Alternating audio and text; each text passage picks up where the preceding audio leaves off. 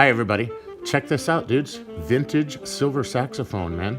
It's a family heirloom and I'm super excited to get started with a restoration project. It was made by the Frank Holton Company in Elkhorn, Wisconsin, and it's a 1912 C Melody saxophone.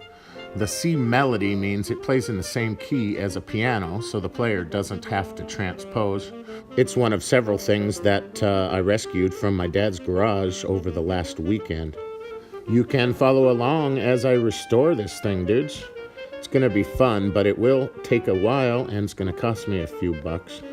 I come from a family of musicians and this was played by my grandfather. Looks like it was purchased at Myers Empire Musical Exchange, dudes, in Seattle.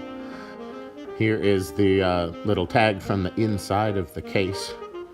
Very nice, dudes. Super excited. It seems to have all the original parts, which is cool because it would be hard to find a mouthpiece for this instrument. It's unusual. It's famous for having really crappy intonation.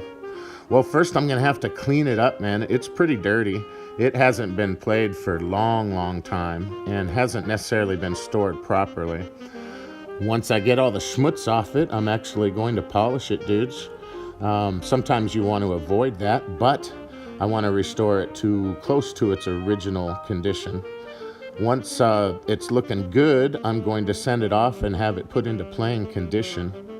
It seems to have all the right pieces and shouldn't be too bad, but we'll have to replace a lot of those pads and make sure all the mechanisms are cleaned and properly lubricated.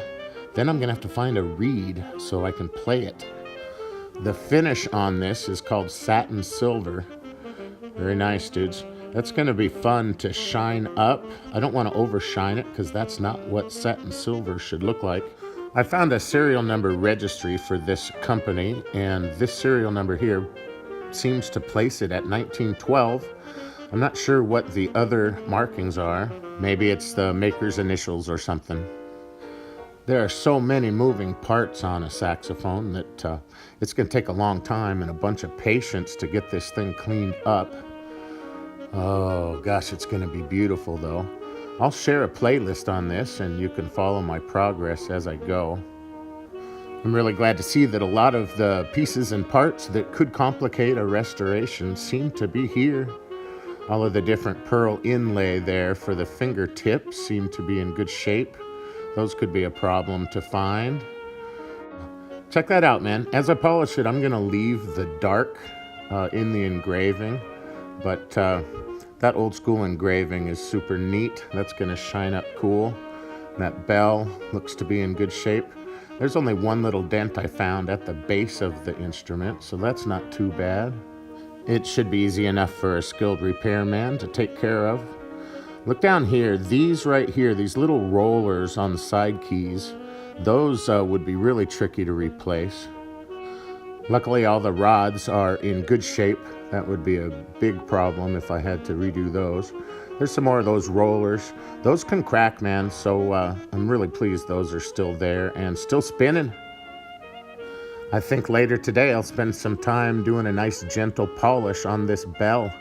I'll share a video of that satin silver finish once I've got it looking pretty decent. And then you can follow along as I put this thing in playing order, dudes. Thanks for watching, everybody. See you again.